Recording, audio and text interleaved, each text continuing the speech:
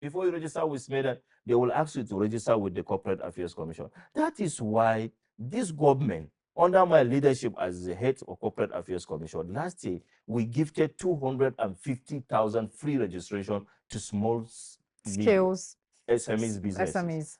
That's to tell you we're not after the money. It's we're after to make them formalize in terms of monetary policy, fiscal policy. They will have idea of what they are going to do into the population in the economy. So what are your key activities for the informal sector? You've mentioned for the formal sector. What about the informal sector?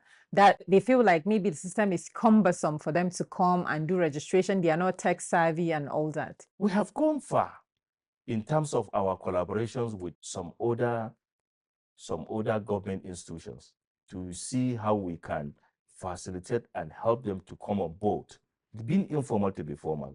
And like some institutions of the government, that we have memorandum of understanding with the University of Abuja, and some institutions being, a academic environment, they are not encouraging graduating students to come out to start seeking For government jobs. jobs or other things. They are trained them to be entrepreneurs. So Skills. if you are coming out from such kind of institutions, you're coming out with 2 certificates. They will give you academic certificates and they will give you enterprising certificate. That is a CAC certificate.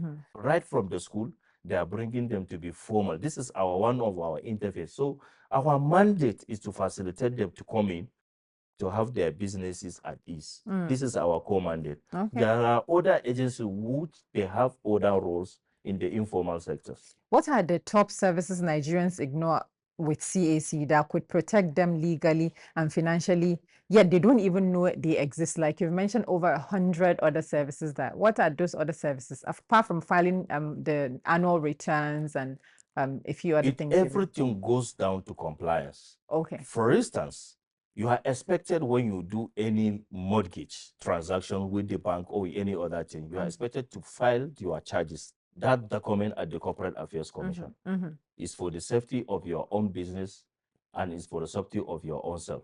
So that is you making it enforceable. You are making it enforceable. What it means that if you have given out as a lender, if someone now in breach and refuse to pay you, by being registered with the Corporate Affairs Commission, you can proceed either by way of debenture and other things. You can proceed to recover your money through so many means. These are one of the issues that people that are not taking it serious and taking advantage of the Corporate Affairs Commission to do. This is just a limit. I'll give you just example, but because of we're talking of the public should understand and they should be educated on some of our services. That is why we came up with the AI lawyer. It's there boldly in our website. AI lawyer there. If you now take any questions around corporate activities in Nigeria, particularly the one centered in the Company and Allied Matters Act, it will give you, within a second, you will get the guidance, provisions of the law, what you should do, what you should not do. It is there rollout as in our website. Visit www.cac.gov.ng. You will see our AI lawyer ready to interface with you for any questions. Sometimes you find small business owners, they will say, I'm struggling. Why should I file returns when I'm just trying to survive? What will your response look like, especially in a tough economy, without sounding distant from the daily realities of ordinary Nigerians today? They will say, I'm just small business. Why should I? It's just, you've mentioned it's a token, let's say 10,000 naira. And a small business said, I'm struggling. Why should I file the annual returns? What will you say to them? Let me take a fintech as an example. Fintech does that. They are doing small businesses like POS businesses. If you ask them now, they will tell you they've been paying some levies or tax to either local government authorities. They'll come around and every month they collect so amount, so all these kind of things. This is just one of the items that they render to other government agencies. But for the Corporate Affairs Commission, we expect them to pay once in a year. And when you pay once in a year, it's just 5,000. You mentioned 10,000. It's not 10,000. I just said, for instance. For small businesses, it's just 5,000. We're not after that 5,000 naira. We're after to tell you, like for instance, I was reading, is it yesterday or yesterday, one of the criminals that the security succeeded in killing someone, he saw the body he saw the body of one of the people that held him at ransom, kidnapped him at a particular point. He said, oh, this particular guy, he narrated his experience during that ordeal. He narrated his ordeal.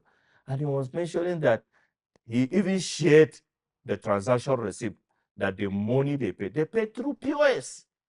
They paid that ransom through POS of 2 billion naira. He shared on the Facebook. I read it. So you can see, if security agencies now got that receipt, they can trace where this money goes, who is the people behind this particular POS, because any POS now operating in Nigeria is expected to register with the Corporate Affairs The Commission. disgruntled one who are refused to turn up to register with the Corporate Affairs Commission, they are the one their business is being flagged. Yes. So and falling victims as well. And falling victim, and those with the records. Like for instance, now security agencies will just write to the CAC, this particular POS, give us the details about this particular person. We'll now search in our data. Is it there? We'll find out this one is really registered with the Corporate Affairs Commission. This is his address. This is where he's operating, and this way this, and they can easily be traced, tracked, and punished.